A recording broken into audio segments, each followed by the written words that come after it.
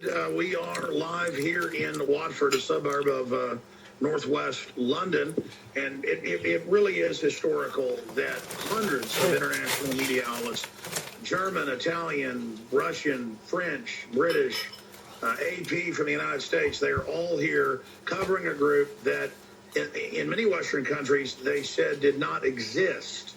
And so we've got a lot of big breaking news with David Cameron, the Prime Minister, now publicly today on Sky Television, Rupert Murdoch's outfit here in the UK. I'm going to Bilderberg. So now they've gone from it doesn't exist to, oh, it's no big deal, it's not powerful, you're a kook to want to know about this secret colluding lobbying group, to now, okay, it's like a G20 meeting, no big deal. But the point is, this has really discredited the power structure, because they're behaving like and acting like they've never criticized people that talk about this. This is in the midst of a giant lobbying scandal here in the UK. And we also got on a barge and actually got onto the grounds and had them all freak out. And the police tried to board us with a boat. That was all pretty crazy. And then they made the boat stop and threw us off. And I walked back 3 miles, which is good. I need the exercise. But, folks, when we come back from break, some stations join us. That's why he's not on yet. Right there, first time ever. David Icke in our little makeshift studio, coming to you across the world. Again, the entire planet is starting to wake up to this, thanks to people like Jim Tucker, David Icke, myself. George Norrie is one of the first big outlets outside of my show in the U.S., and obviously a much bigger AM and FM presence to break it in the last decade. So George Norrie deserves a lot of credit. And by the way, George Norrie's been contacting us once we come home with an update tonight. We haven't gotten back with him yet. We're just now doing that. And I think I'm on John B. Wells Saturday. But if I haven't responded, I kind of forgot in the last few days that Wells had contacted us. If I haven't responded, I want to come on. That's how I communicate with people now, is over the radio. And hi to my in modern history right now, with humanity awakening to the fact that there are corrupt powers that be, that there are secretive, oppressive agendas going on. And with me here in studio for the first time ever, it's so great to meet him in person. Even more impressed now, getting to just meet him just about an hour ago, when he graciously came here first to this interview with us when he got for Watford, is David Icke. We're going to go to him in just a moment. But directing you to drudgereport.com and infowars.com, I just want to say that it is amazing to be able to see how the alternative media has been able to become the mainstream media, and the facade, like Ceausescu's Romania falling, is happening. I had so much mainstream media here. Let's not exaggerate. I probably did 15 international TV interviews today, probably 10 yesterday or more. And most of them were not being smart-mouthed. And they were actually, oh, yes, now it's come out. The NSA spying, this government spying, it's illegal. There's illegal lobbying. So now what do we do? Then the BBC comes over and is like, none of it's real. There's no one meeting here. It was like comic book characters. And I said, this is why you're so hated. You're acting like this. But look at these headlines up at Drudge. A lot of them are also at Infowars.com. But Drudge has that way of laying them out here. And I'm seeing people finally get it. The internet from hell. NSA, FBI secretly mining data from internet firms. They quite literally can watch your ideas as you type. That's a quote, mainstream news. What did I tell you 18 years ago? Because it was all in the Telecommunications Act, and it's all standardized worldwide by the globalists. It's a centralized corporate tyranny. A top secret PRISM program, PRISM, visit data trove, vast data trove, billions of phone calls recorded daily, paper, Obama agenda, lost in firestorm. New York Times says Obama cannot lead anymore. I saw that yesterday. Obama comes out and says nobody is listening to your telephone calls. They're listening on record, but he tells us it's okay. It goes on here. Portray us at Bilderberg to craft big data spy grid. That's on their own agenda. But I have sources inside Bilderberg. I'm going to tell you what they've told me after David Icke leaves us, but I'll share some of it with him. But I want to hear from him. I'm going to get to him in a moment. I know a lot of stations just joined us. We've got UK Prime Minister going from the media saying it doesn't exist to, oh, big deal, to now the Prime Minister showing up in almost as much security as you'd see at, a G20 or something. I mean, this is crazy. And the fact that they have denied all of this is blowing up in their face. And their intimidation of reporters, saying we'll arrest you if you expose any of our spying, any of our persecution, we'll arrest you. I'm seeing a revolt by their own minions who were compartmentalized because of the intimidation. I think they thought we were intimidated, the general public, instead of just lazy. And I think it's backfiring on them. So that's some of what's coming up today. We'll also give you the headlines that are on Infowars.com.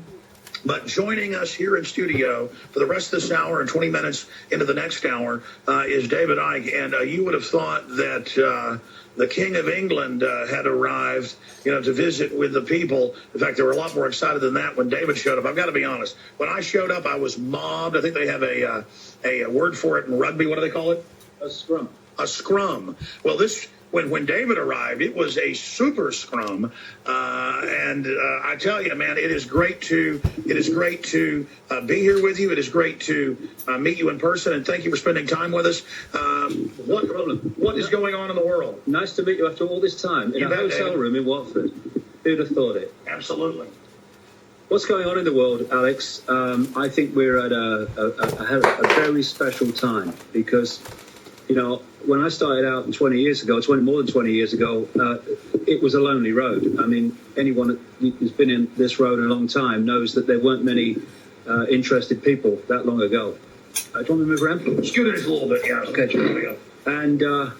And now, suddenly, this cusp moment where we're getting towards a critical mass of people where the waters are starting to break. And I think two things are happening.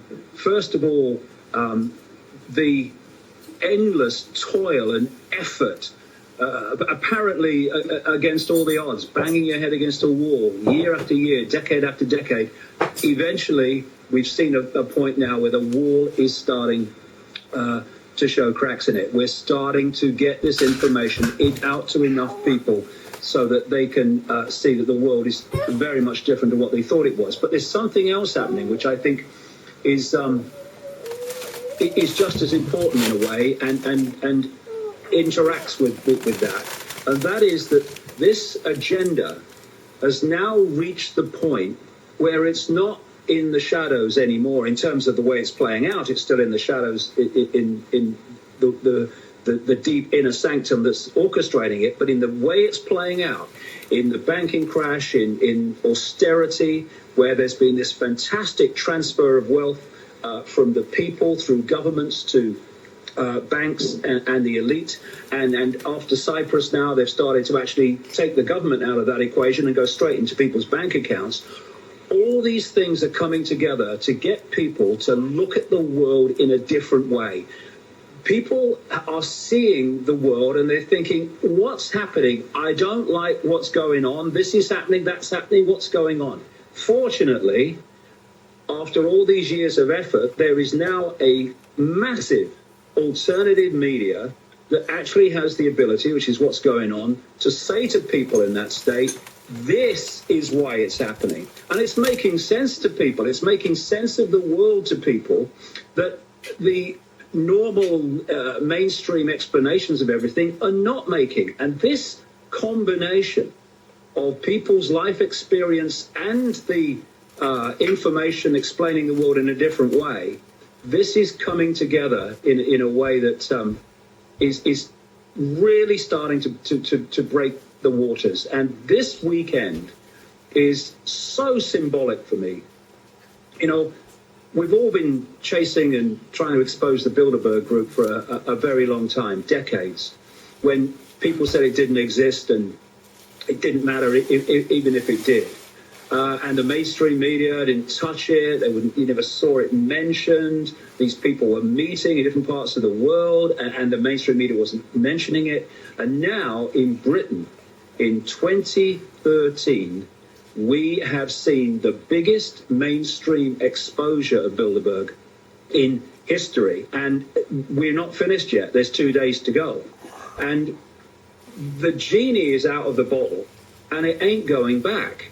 Because once you start to realize, and it's new to you, that actually these people who are making decisions about where the direction of everybody's lives on the planet are going, and they're meeting in secret with the corporations and the banks and the inner sanctum of the elite, in a hotel in secret, and we're not allowed to know what they're officially what they're discussing and all the rest of it. This has been a bloody revelation to people who are new to this, and it's happened because this has got into the mainstream for the first time. It's a great discovery. It's the discovery of the shadow government. Yeah, what we've been talking about all these years, that actually, if you go high enough, there's only one oil company, there's only one biotech company, there's only one big pharma company. In the end, there's only one political party in terms of major political parties in every country.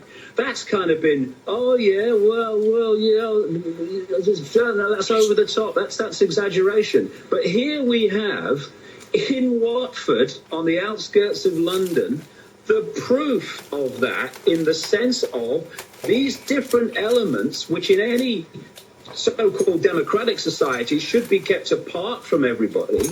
And if there are discussions going on and what have you, they should be in public. Now it's in the open and in the mainstream media, not the big picture of why it's happening, but the fact that it is happening. And this is opening so many people's eyes to the fact that this hidden hand is not a myth, it's the truth. It's a great weekend. It's a pivotal weekend. And it's a weekend we'll look back at and say, yeah, you can put your finger on that. That was the time that the change and the transformation became obvious. Again, David Icke is our guest in studio here in our hotel room, our makeshift studio in Watford, England. And I've got a bunch of questions for David. We're going to break here in a few minutes, but we can get started with these now. But I wanted you to repeat what you said when you first got there and gave kind of an impromptu speech. Whenever I made the point that they want us poor. I mean, they write documents, they say that, but still the general public, I don't think, gets why they want us poor. So, David, we got about 2 minutes to break. Describe why they want us poor. Well, if anyone's seen the movie The Hunger Games, where you had a tiny elite in what they call the capital, in high-tech, mega luxury, and the rest of the population in the country was in mega poverty. What they want, people talk all the time, and so they should, about the attack on the middle class in America. Well, this attack on what we call the middle class is slightly different meaning, but in this country too. And the reason that that's being targeted is because if you have a middle class as was, you have a graph which goes from poor up to rich. If you look at the graph now, I saw one the other day. Skip this network break. We're skipping the break. Go. I saw one the other day on an official mainstream website in America, and it went like this: poor, middle class, hardly much movement, and then straight up. And the straight up was 1%, and it was so big that they had to put the top of that pyramid next to it to get it on the page. And we're already getting there. And so this is the society they want. And for me, when you're researching something, knowing what the end is and knowing the means of manipulation to get there are absolutely crucial to understanding the game. And what they want is a mega rich. I mean, it's become known as the 1%. It's probably much less than that if you get the mega rich. Right up there, right, mountain high.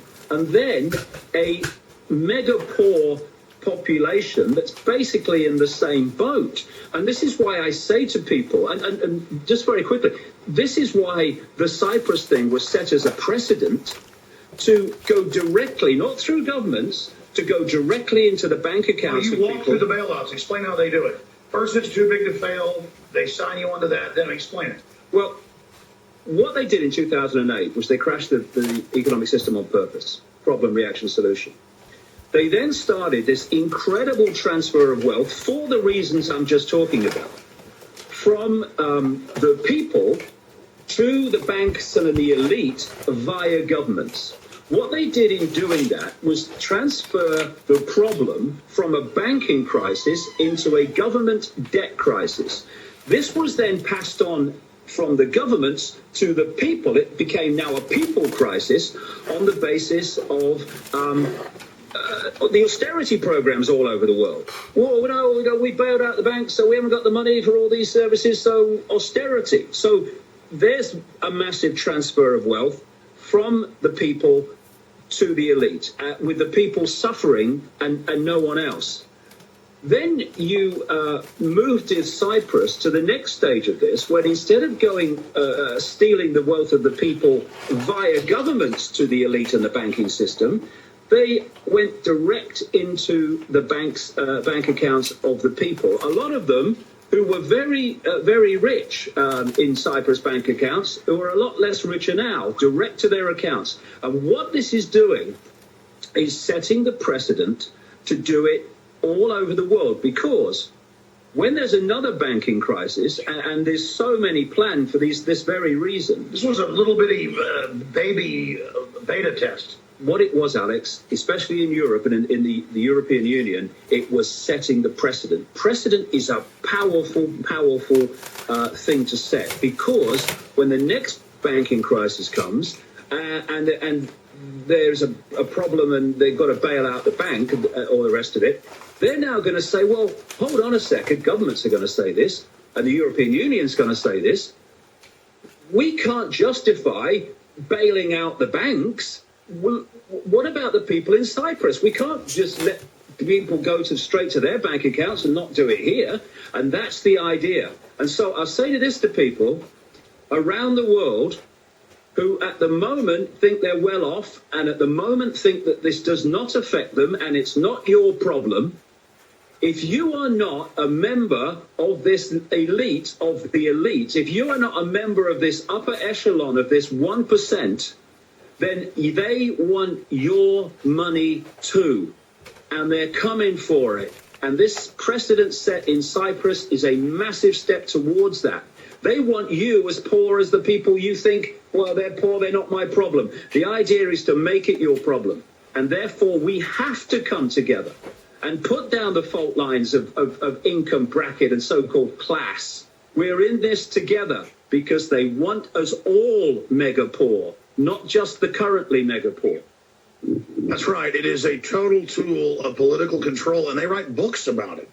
Whether it's Henry Kissinger and his Memorandum 200, or whether it's the science czar, John P. Holdren, or Agenda 21, they say they want a post-industrial world where they're in these government and corporate and university reservations. They're above the law. They get the life extension technology. They get it all. And that's only the next phase. In fact, where did that newspaper go that I had? Here it is, right here, David. This is what I want to talk to you about next. Then we'll get back into Bilderberg. We'll get back into, is this really the beginning of the fall of Bilderberg? I also see a key line we may be passing where, okay, we have the awakening, but if people don't do something, then it just kind of sets a precedent that, okay, we accept that. So I want to discuss that with you. I've got a bunch of points I want to go over, but the London Independent, and you look at the cover of it today, half of Britons alive in 2020 will get cancer. And they're now saying in the next few years, half of Americans will have diabetes. And in the rats and all the studies and all of, we know what the vaccines, we know what the GMO, we know what the sodium fluoride, we know what it's doing. And then the globalists write books from Bertrand Russell to John P. Holdren currently. They get caught all over the world giving little kids SV40 cancer virus. They know what they're doing, and they're just getting us all used to everybody's got cancer, everybody's got Parkinson's early, everybody's got neurological disorders, everybody's got diseases, everybody's got problems. And then, don't worry, we've got treatments for the disease you've now got. And let's, never mind that breast cancer is up 3,000%, or children's cancer is up over 10,000%. And again, America and England lead the world because we're run by these eugenicists. Hitler was their man. He just went a little bit early and only after specific groups. They're going after the whole world in a scientific program. And it just hits me that, of course, I'm not worried about them killing me, or I'm not worried about being shut down. I'm not worried about being sued or any of this, because I've read their own words. I know how diabolical it is. I know I'm living in the equivalent of a science fiction nightmare. They want the whole world and our numbers reduced by at least 80%. They're on record. They're on record doing secret experiments against us all over the world. We know the people running our countries are the most wicked people on the earth. We know they're funding Al-Qaeda and using them on innocent countries like Libya and Syria. We know they're spying on us without warrants. We now know they're criminal. What we've all said, unfortunately, is all being confirmed. And it's bizarre now to have people really listening to us because, now there's that much more of a responsibility. But what about the fact that this attack is so over the top, David Icke, that's what they almost have over on us, is that it's so diabolical, so crazy, so evil that, people can finally get they're spying on you without warrants. They can finally get that they're taking poor people's tax money and giving it to offshore billionaires that control trillions who want their money to be worth more by bankrupting you so they can buy it for pennies on the dollar. They're replacing humans with robots at Foxconn factories and saying, good, go jump off the roof. I mean, we are already in the middle of just insane times. How much more crazy will it get? If you could suppress their sense of what is possible by hiding technology, by hiding the agenda, by hiding the cause of all these things you're talking about, then people will sit there like a frog sitting in a boiling water, and they will get boiled because they can't see the possibility that actually they might get boiled, or even that they're in the process of being so. And so the biggest, and this is the mainstream media, the mainstream media's range of what is possible is so minute. And this then is transferred by people getting most of their information through the mainstream media to the population. What is so brilliant about this Bilderberg weekend, as it's turned out, is Bilderberg is it's a part of the web, and it's part of the agenda that people can use to enter the web in terms of understanding it, because it's at a level that they can deal with. It's politicians and corporations, chiefs and what have you. Illegal lobbying. Yeah, meeting together in secret, and it's like, what's going on? But the Bilderberg group is merely a strand in the web, and it's well out from the center, the spider.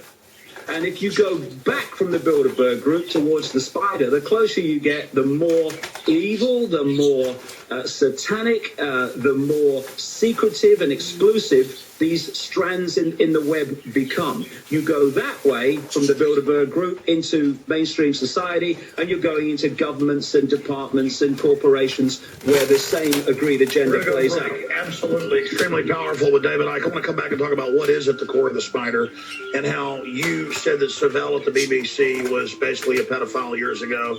You laid all this out, and I would hear this 17 years ago, and I'd go, he says a lot of good stuff, but I can't buy this. And then it all just keeps coming true. How did you know all this? I guess you worked there. We're going to talk to David Icke and more straight ahead, and he'll be with you in the next hour for some. We'll take your phone calls, and you'll meet his son. Stay with us. We're on the mark.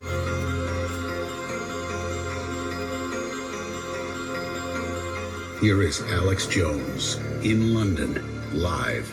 Bilderberg 2013. The globalists have arrived. Everything that we promote, everything I sell, everything I do to fund our operation is something that I personally use, something I believe in. And meeting the men, women, and children from all over the UK and Europe that have come here, I've probably shook 1,000 hands, because most people just come through for a few hours and leave.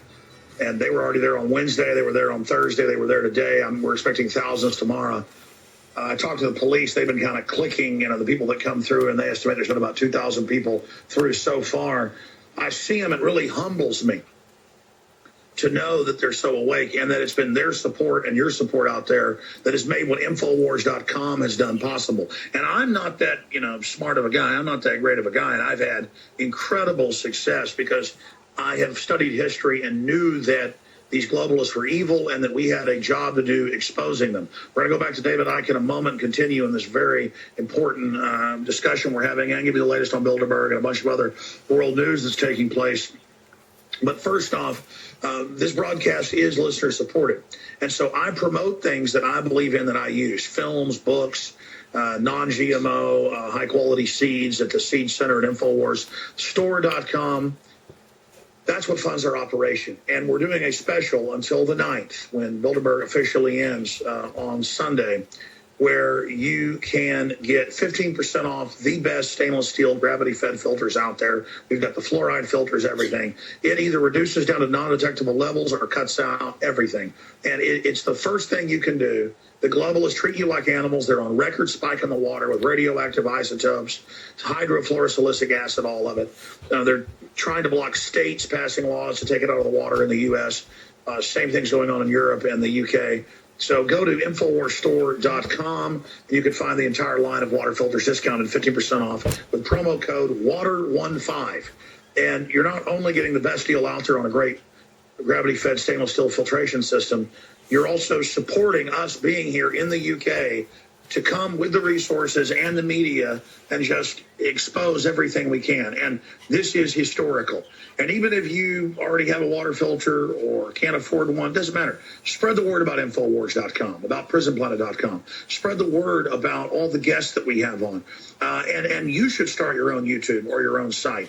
We need more people getting more out with more eyes to organically try to resist this technocracy that we are facing. There's a lot of other sponsors like efoodsdirect.com/Alex for the specials that are also making this trip possible.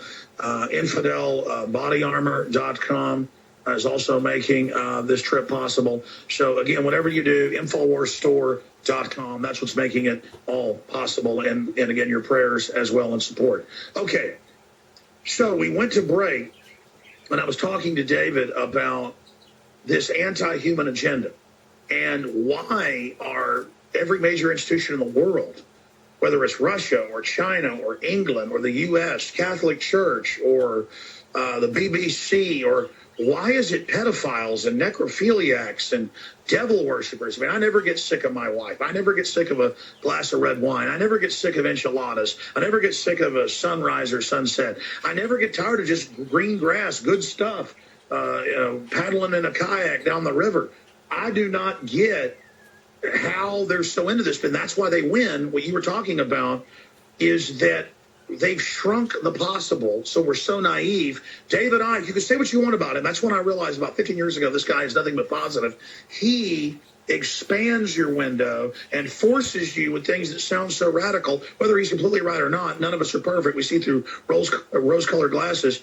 David Icke forces you to expand the window of perception of the possible. Because I would hear him talk about the BBC's full of pedophiles and they have sex with dead bodies and they drink blood. And Al Gore drinks blood. And then I actually found the article where he falls around with bags of blood in case he's injured. And then I found out more about him. These people are just given over. They are psychopaths with air forces. They are devil worshippers with nuclear weapons. And look at history. We know all the ancient emperors in Rome and the Aztecs were all crazy nuts. So, of course, these are 21st century versions of that. So get into that and the cancer rates exploding and what they're doing and what their master plan is. And then more in Bilderberg, what this means that we forced it out in the open and that crossroads we're at. David Icke. Well, all these things come together in the end. I mean, the more you research and the more you understand, the more every dot connects. And what I was saying a few minutes ago about the greatest, or one of the greatest, defenses that this conspiracy has is suppressing the sense of the possible, and the media are constantly doing that.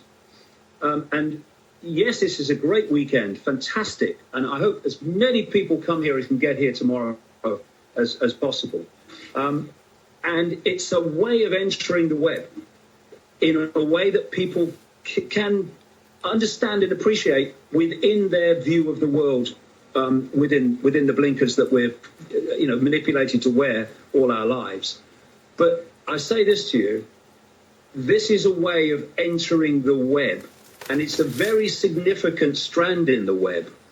But to understand the Bilderberg group's part in all this, and to understand the web itself, all preconceived ideas since the day you were born, all belief systems, all senses of the impossible just have to be allowed to fall.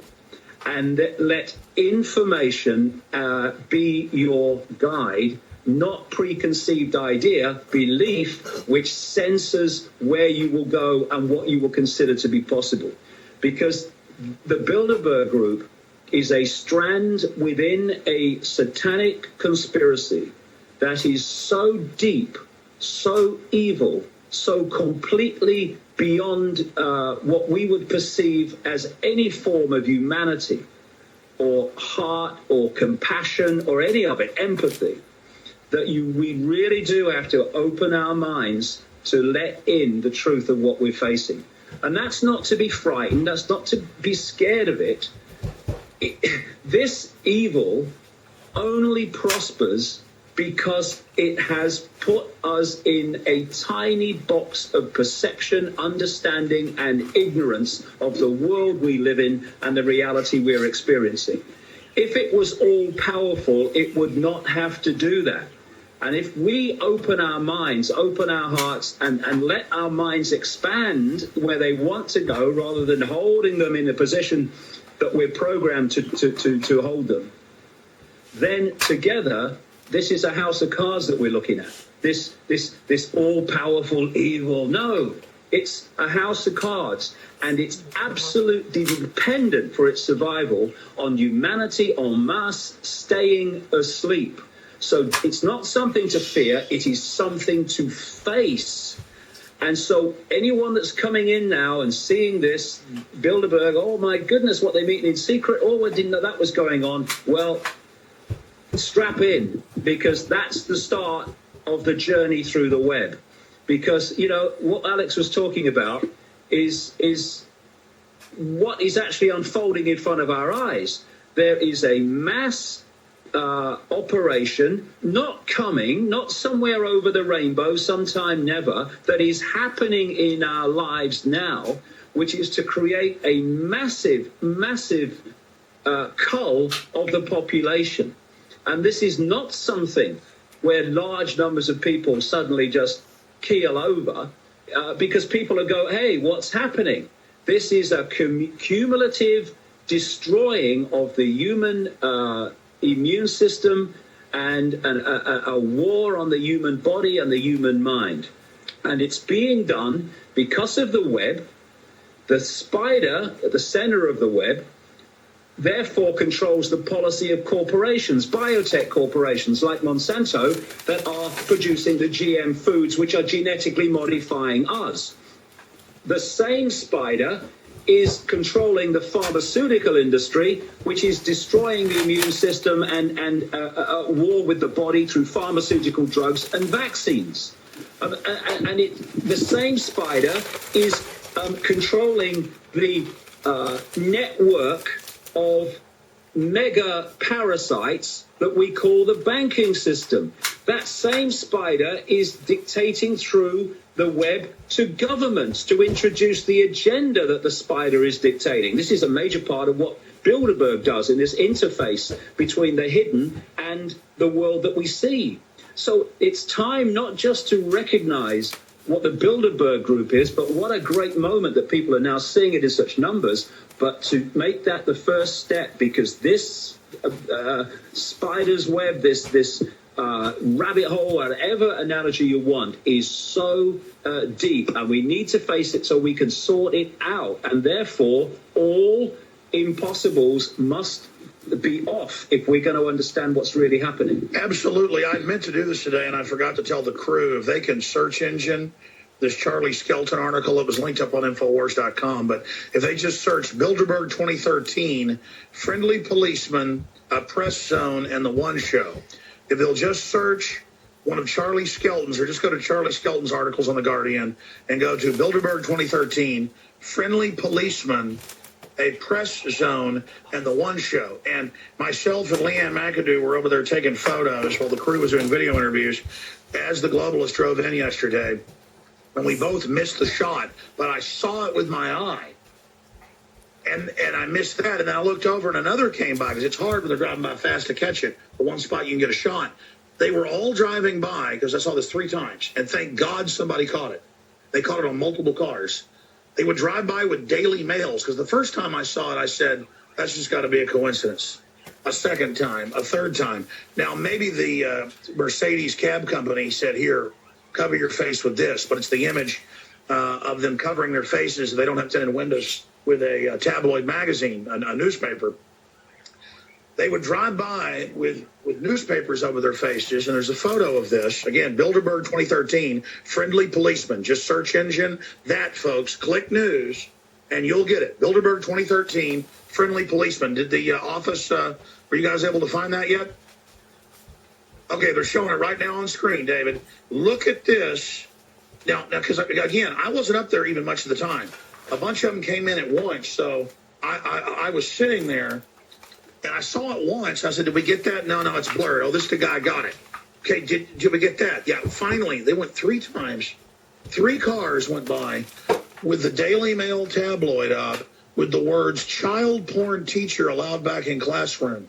Why would they drive by with a tabloid saying child porn when you've been exposing Savelle and the royal family and all this? What is really going on here, David Icke? Well, it's funny because I noticed that this morning just before I left home to come up here. I saw one of those pictures and I thought, well, what an appropriate bloody headline to cover your face with. We chatted about There's a lot of irony. Yeah, we chatted about this in America. We've been in America. One of the things that we... can you hear me all right? Let's scoot into it. One of the things that I'm talking about when I say we have to expand our sense of the possible is that this web, in the end, is being orchestrated from beyond human sight by a force that is anything but human. And the rituals, the satanic rituals to the gods that these people are so into and constantly into, the gods are these entities that are operating outside human sight, which are orchestrating this agenda. Now, I know people have... But why drive through covering your face saying child porn? Well, I mean, in many ways, it's just literally he's putting it over his face, but he's putting it in ours, isn't he? But the thing is that the reason they're so into Satanism and so into pedophilia is because these entities feed off human energy. Satanists kill because they believe they're getting power. They're feeding off human energy. They're feeding off fear. This is why they've created a structure in human society that is a global factory of fear and anxiety. And death. Yeah, death. They feed off death. That's part torture. Of all of it. We're the good guys. We torture and bomb for peace. And this is the point about pedophilia. I've been researching this a very, very long time because I've just gone where the music took me or the information and not let preconceived idea block me. And I don't care what people think about me, so it's not made me keep my mouth shut through fear of being ridiculed. I'm quite used to that, funnily enough. But I've been researching this a long time in multiple countries, and I'll tell you this. The energy that these entities want more than anything else is a child's energy before puberty, when changes happen which take it beyond perfection for them. It's a nectar to them. And so what's happening when the paedophile is having sex with the child?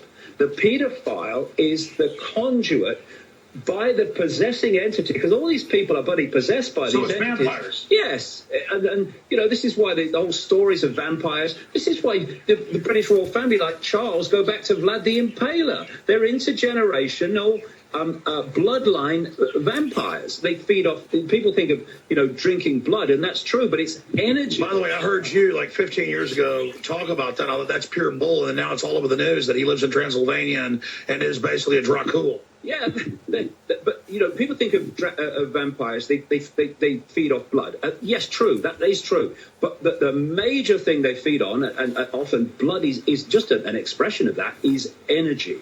And so they're looking for the energy of children. And this is why you find this dramatic ratio of pedophiles and Satanists in the so-called upper echelon of society compared with the general population, because these particular bloodlines are systematically possessed through the rituals. This is how it's done. to become conduits in this reality for that which is controlling them from another reality. So while all these people are having, their sex with children, they are conduits for feeding these entities that energy. That's why pedophilia is everywhere. And what Jimmy Savile was doing, Alex, people in this country, the stories are broken. Oh, Savile was a record-breaking pedophile. And what they've done, the media, sometimes through pressure and fear of the consequences, but actually the authorities and the police have done is hold that position. Savile was a record-breaking pedophile. The dike they don't want to break and they're desperately holding on to is that's part of the story, but only part. He was Renfield. He was supplying them. He was supplying politicians like Ted Heath, a man I exposed as a Satanist and child killer 7 years before he died, in a book. It was read to him. The passage was read days after it was published in 1997, 98. And he had 7 years to do something about it, and he never did anything about it. Why? Because it was true.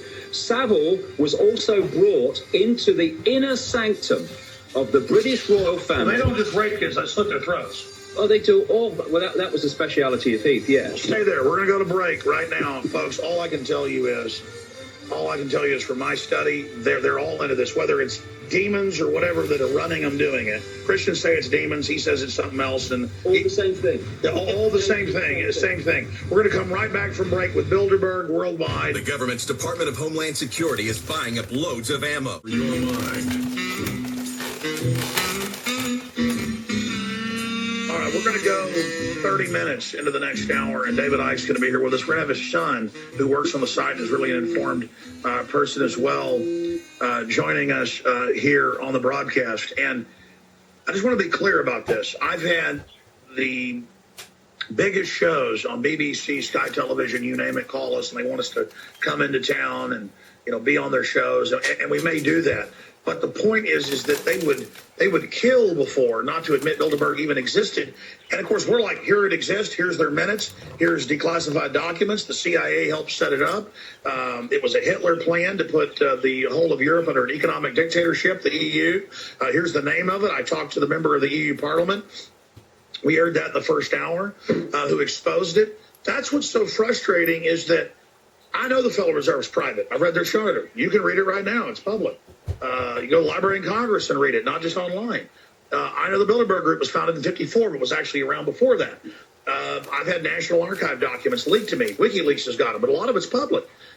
And the media sits there going, you believe it exists. BBC still tried that. The other media knew the jig was up. But they know they're lying to their viewers.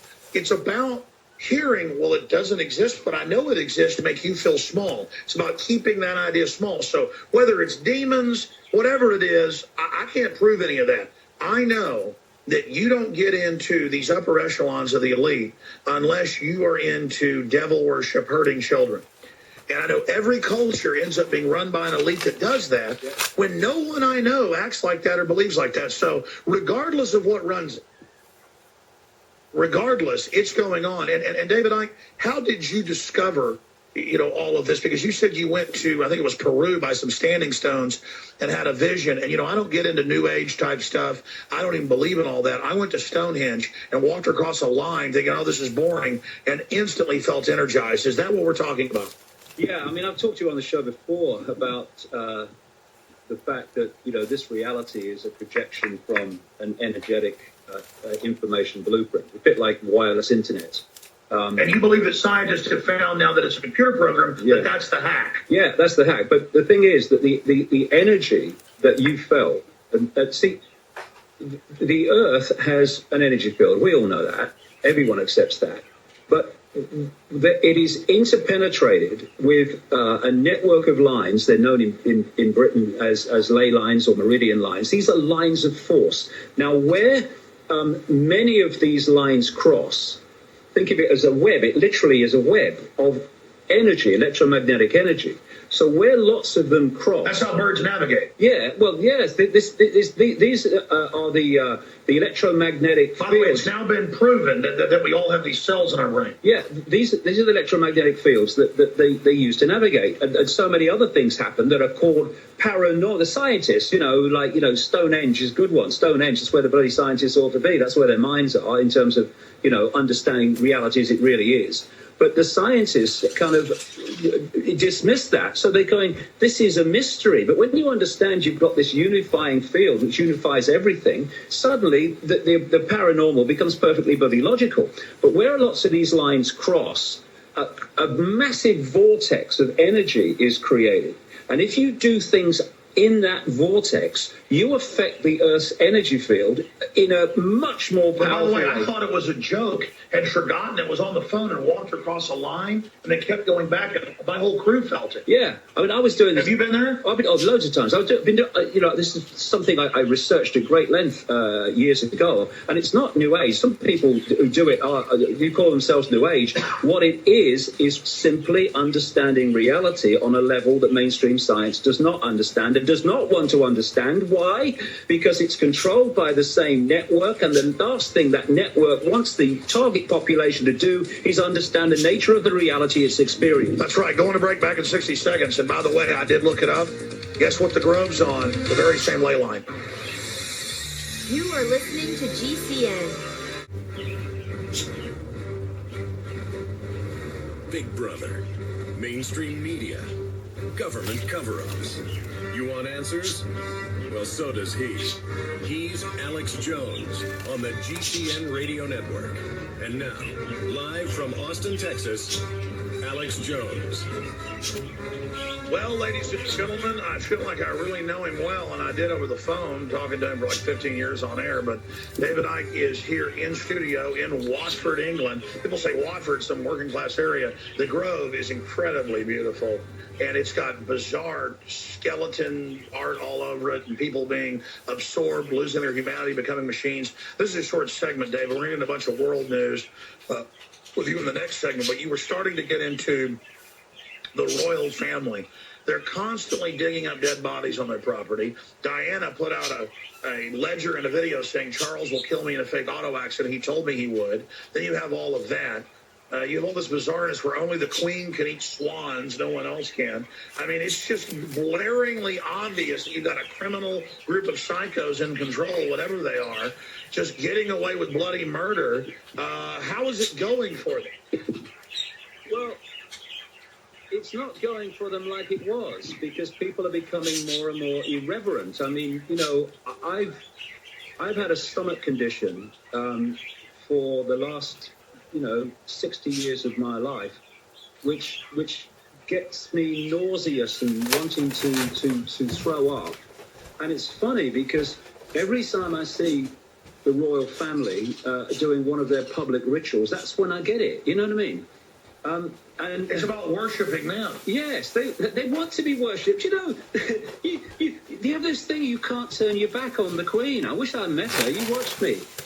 It's this reverence they have, and we need to get irreverent with this system and not kind of bow to it, which is what they want. But what I was saying earlier, Jimmy Savile, child procurer to the elite, he was procuring children for Ted Heath on his yacht Morning Cloud from the now infamous children's home on Jersey. But he was, by his own words, introduced. This guy's a disc jockey. And in the end, he wasn't even that. But in his own words, he was introduced into the inner sanctum of the royal family by Lord Mountbatten in the 1960s, the mentor of Prince Philip and Prince Charles, and he said to do favors. I can get them things. Yeah, Mountbatten is a known paedophile. He was involved in paedophilia at places like the King Cora Boys Home in Belfast and what have you. And I ask this question. Media, ask yourself this question. What is an aging disc jockey doing in the inner sanctum of the royal family, so close that by his own words, and I know this from other sources who were very close friends of Princess Diana for 9 years before she died, that he was asked by them to be the go-between and the mediator between Diana and Charles when their marriage was breaking down. What's going on? And I'll tell you how I knew about Savile. This is a very, very interesting story. In 1997, 98, I was asked to go to a little meeting at the House of Lords. I'd never even been into the House of Lords. I didn't know what I was going into. And it was just a small group of people. And we just had a chat in the afternoon. But there was somebody there who wasn't from the House of Lords who was saying some very interesting things about the death of Princess Diana. It's about 98, not long after it happened. And I called her over afterwards. I said, how do you know all that? She says, well, my best friend was the best friend of Diana for 9 years. And they fell out about 2 years before Diana died. She said, I think she'll talk to you. A few weeks later, or days later, she arrives on the island where I live, and I've got all this on tape. It's still at home on tape. And she told me about... You've got to air that. Yeah, it's on one of those old tapes. No, but this is the point. What she told me in 1998 was the way that the royal family treated Diana, that Jimmy Savile was on the inner sanctum of the royal family, and Princess Diana called him a sleazebag, and that he was a necrophiliac. And hold on, I want to repeat all this and get to the rest of it when we come back from break. This is too powerful, and you're only going to hear this type of stuff because I'm the craziest man in America, crazy like a fox to put the truth on the air. It's all come out, the necrophilia, everything has come out except the royal family. The question is, You prepare by conception of what's happening in the world. What they do is they report dots. I mean, this is coming back to what you said earlier. They will report in The Independent that there's a massive explosion of cancer in Britain. Here, they will report something about vaccines. Here, they will report something about what's going on in politics. Here, they will do something about fluoride in water. What they don't do is bring the dots together so you can see the web, you can see the tapestry. They won't do that. And Bilderberg now are in a point where it's like being caught, you know, when you're doing something you shouldn't be doing in a bedroom or something. And suddenly the door opens, and suddenly you're standing up and you're brushing yourself down. Oh, no, nice to see you. Nothing's going on. So look, the Prime Minister's here. Yeah. So now they're trying to go, oh, well, yeah, but it don't matter. I mean, it doesn't really matter. Yeah, we exist, yeah, but it don't matter. But the public are ahead of them. This is the point. The public are not going to accept this. They won't take this rubbish anymore on the scale that they have before. Now, this is very controversial, folks, but everything he's talking about, because I'm a news hound, I know has been in the news. Everything up to the royal family, past that. But I mean, we'll just get into it. The royal family? Well, you wanted to get into... Yeah, I did. Yeah. We're talking about Savile that you exposed a long time ago as a pedophile, which they admit was like the confidant to all the royals. Yeah, exactly. Well, the thing is that... A total kook, weirdo, scumbag, nobody, hanging out with them constantly. What's going on? Yeah. He speaks highly of you, mate. Well, he probably does now, wherever he is. Oh, no, I don't know. But anyway, what I was talking about... Well, he just looks like a textbook pedophile. Yeah, he does. Because he was. But, yeah, what I was saying earlier about this lady I met in 1998... she told me a number of things which later proved to be absolutely true. That was one of them. The rituals, the serious... You met her at Parliament, yeah. No, this was the friend of the person I met at Parliament who came to my house, and I interviewed her on tape at length. Her name was Christine Fitzgerald. She was a friend of Diana and acknowledged to be so by the media for about 9 years. But what she told me about the rituals and what goes on at places like Balmoral Castle and all, was just beyond belief, but true. Now, say it, tell it. Well, I mean, literally sacrificing children, drinking their blood, and all that stuff that they go on. Hey, I've been told by people that just went to Oxford who are famous, but I can't say their names, that they did devil worship and mass orgies. Yeah, but it's the norm at that so-called level. Oh, no, that's low level. Yeah, but the thing is, it's far more prevalent than anyone believes. That's the trouble. But the thing is that what she told me was that, first of all, this is 1998, that she was an alternative healer, and Diana used to go to her for healing and stuff like that. because she had nobody else. She was just on her own in the middle of that Adams family, that evil Adams family we call the Windsors. Anyway, what she called friendly people at MI5 were doing were leaving notes for Diana, knowing that when she came, she could pick them up. And one of these notes, this is why the Paul Burrell letter about, Diana saying that my husband is going to kill me in a car crash, that didn't surprise me at all. I'd heard about that years before, in the sense of these MI5 notes. Some of them were warning Diana that the royal family wanted her dead. Now, the royal family wouldn't kill people? Well, just hold on a second. It was strangled twins. Well, what happened when the marriage of Diana and Charles broke down is that she started having an affair with her bodyguard called Barry Manicky. She was apparently very, very much in love with the fella. Then Barry Manicky dies in a strange motorcycle accident in which he was basically garroted across the road and pulled off his bike and killed. Now, it was said... And here's the headline, Daily Mail, Diana bodyguard killed for our affair. Yeah. What the official story was that it was an accident. Anyway, this is what Christine Fitzgerald told me happened subsequently, sometime later. Diana came into her healing centre just near Regent's Park in London in an unconsolable state. She was sobbing, and it took some time to sit her down and calm her down and say, what's going on? Because as she was sobbing, Diana was shouting, they killed him, they killed him, they killed him. And what Diana then said is that earlier that day, hence the response, what she called Prince Charles's senior detective had said to her, because by this time, it's sometime after the death of the bodyguard, she was having an affair with a man now out and accepted in the open, with a guy called Captain James Hewitt. And she said that what had happened is the senior detective of Prince Charles had just said to her that the affair with Hewitt had to end, and if it didn't, he could end up like Barry Manicky, which is the bodyguard that's supposed to have been an accident. He was telling her they killed her. He also said to her in the same conversation, and don't think that you're not expendable either. And Diana told her the story whereby when she'd first heard about Manicky, Barry Manicky, was when she was with Charles in a limo being driven to the steps of an airplane, and outside were all the paparazzi. And just as they were about to get out, she said, Charles leaned across and said, pity about your friend, wasn't it?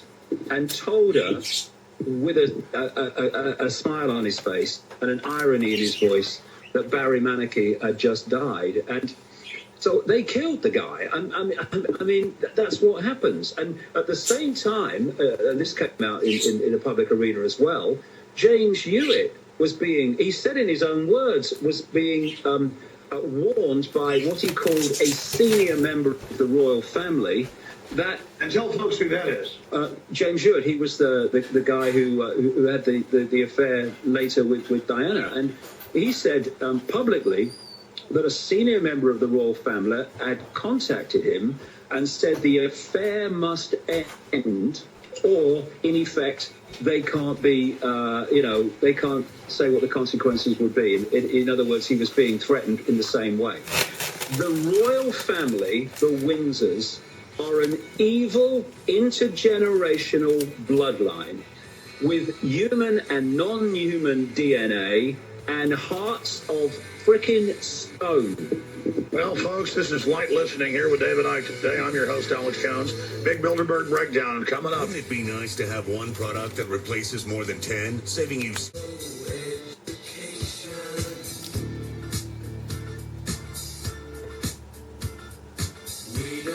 It's the final segment with David Icke, but we'll have live streams tomorrow night at Infowars.com/Bilderberg, and also at DavidIcke.com. They're going to have live streams. If ours go down or have problems, and if theirs have problems, you can go to our streams. But DavidIcke.com David wants to speak before me at 5 o'clock. I speak at like 6, but I want him to go longer, so I'll speak at 6:30 or so. I'm just going for 30 minutes. They're at the Grove overlooking where the globalists are meeting. Believe me, they're very upset by this. They don't like it. But I drug him in here because I knew he was in the newsletter. He helped run DavidIcke.com. Gareth Icke, who is David Icke's son, I thought he'd have the premiere here on our radio show. Buddy, what is it like having a dad like this? It's interesting. For one thing, it's not regular, but it's good. It's great because it gives me the freedom to try and be myself as well. Well, you're an accomplished musician. Tell us about some of the work you're doing and your view on Bilderberg. Well, to be honest, I was a musician for a long time, and I was trying, like all young people do, is to try and break into the industry and try and make it, whatever making it means. And then I found out from the inside just how corrupt and just how bent the whole industry is, which kind of freaked me out a bit, to be honest, because obviously, Dad's been talking about his stuff for a long time, but to actually see it, I was offered £100,000 on my first album to take the album as an advance, based on me changing my surname and saying basically I didn't agree with anything that Dad had ever said. I was offered it there on a plate, and obviously told them to stick it up their arse, obviously.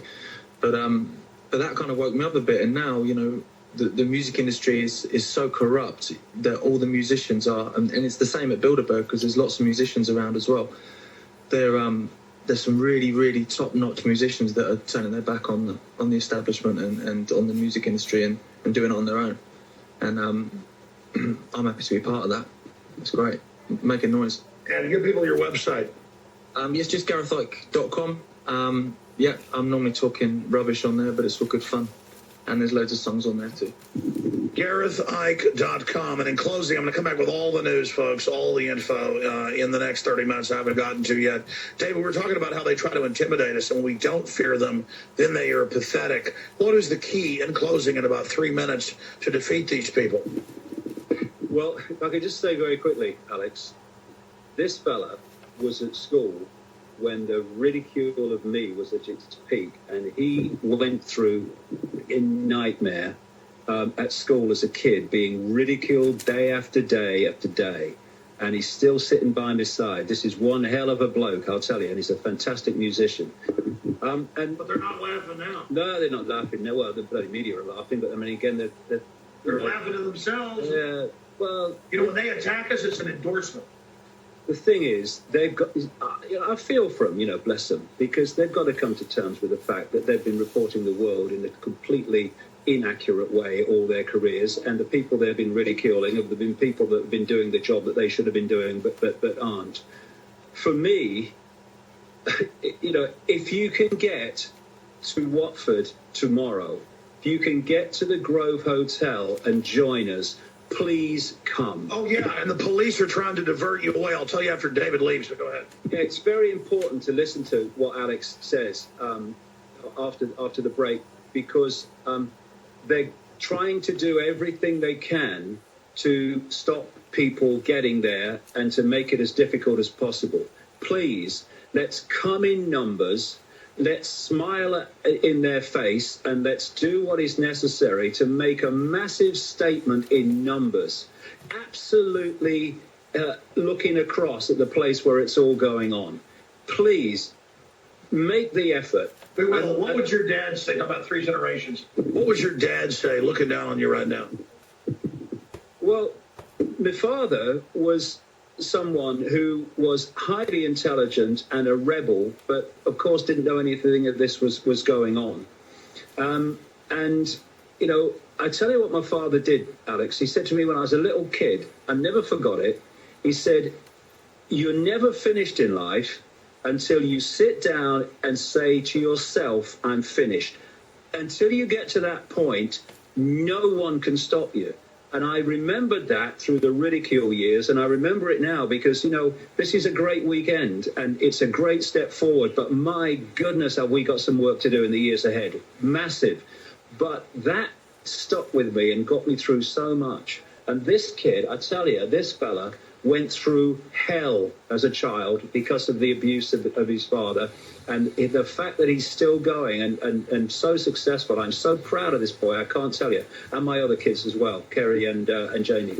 Hey, I got to tell you, David Icke, it's great meeting you in person after all these years, and we've missed each other a few times narrowly, but here we are now, and tomorrow speaking outside the Grove. Everybody should be there. This is historic, and you're doing great work getting people to think outside the box, David Icke. Yeah, you too, mate. All right. Great to meet you. We'll be right back after the break, folks. Stay with us. We're on the march. And I get people who still come to me all the time and say, Bill, you're all wrong. It's the Jews. The Jews are subverting the world. Man, it's not the Jews. It's not the Catholics. It's not the blacks. It's these men who belong to the ancient mystery schools, who meet in secret and decide the fate of the world. And they belong to all different races and all different nationalities and all different religions to the public point of view. But in secret, it's a different story.